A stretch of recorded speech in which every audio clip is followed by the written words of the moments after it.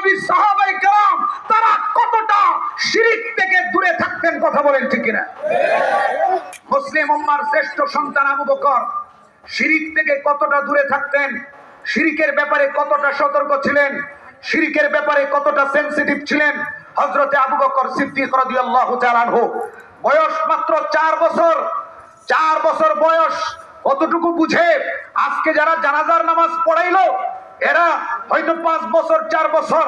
এমন হযরত আবু বকর সিদ্দিক রাদিয়াল্লাহু তাআলা আনহু 4 বছরের বাচ্চা, এখনো ইসলাম এই পৃথিবীতে আগমন করে নাই, এখনো আল্লাহর নবী নবুয়ত প্রাপ্ত হন নাই, নবীজিও ছোট, নবীজির বয়স 7 বছর, আবু বকরের বয়স মাত্র 4 বছর। হযরত আবু বকর সিদ্দিক রাদিয়াল্লাহু তাআলা আনহুর জামানা, নবীজির ছোট্টবেলার জামানা, সারা পৃথিবীতে শিরক, সারা পৃথিবীতে খুনাখুনি মারামারি, সারা পৃথিবীতে পত্তলিকতা, সারা পৃথিবীতে বহুত্ববাদের জয়ধ্বনি চলছে। বাবা শিরক করে, আত্মীয় স্বজন সবাই শিরক করে। হযরত আবু বকর মাত্র 4 বছরের বাচ্চা, শিরক করেন না, শিরকের ধারে কাছেও যান না। আল্লাহু আকবার বলেন। বাবা ধরে নিয়ে গেছে মন্দিরে মূর্তির সামনে। বাবা আবু কুহাফা হযরত আবু বকরকে মন্দিরের সামনে মূর্তির সামনে নিয়ে বলে, হে আবু বকর, এই মূর্তিগুলো হলো আমাদের প্রভু। বলেন নাউজুবিল্লাহ। এই মূর্তিগুলো আমাদের প্রভু, এদের কাছে কিছু চাও, চাইলে পাবে। হযরত আবু বকর রাদিয়াল্লাহু তাআলা আনহু ছোট্ট মানুষ হইলেও মূর্তির ব্যাপারে, শিরকের ব্যাপারে সাবধান। হযরত আবু বকর মূর্তির সামনে যায় বলে, এই মাটির তৈরি, পাথরের তৈরি মূর্তি, আমার বাবা বলেছে তুমি নাকি আমাদের প্রভু।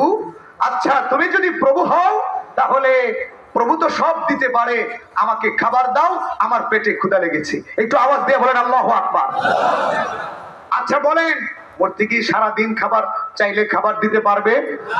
আরে মূর্তি খাবার দিবে দূরের কথা, সারা জীবন যদি মূর্তির সামনে খাবার রাখা হয়, আমরা দেখেছি আমাদের সনাতন ধর্মের ভাইয়া সারা জীবন মূর্তির সামনে খাবার রেখেছে, প্রসাদ রেখেছে।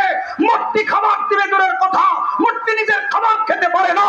আরে মূর্তি খাবার খাবে দূরের কথা, আল্লাহ তো বলেছেন এই মূর্তিগুলো এত দুর্বল, এই মূর্তিগুলো এত কমজোর, যার পূজা তোমরা করো এদের শরীরে যদি মশা মাছি পর্যন্ত বসে, ওরা মশা মাছি তাড়াতে পারে না।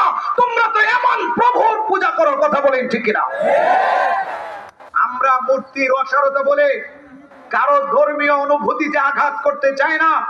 আমরা শুধু এতটুকু বোঝাতে চাই যে তোমরা হক পথ ছেড়ে অন্যায় পথে আছো, শিরকের পথে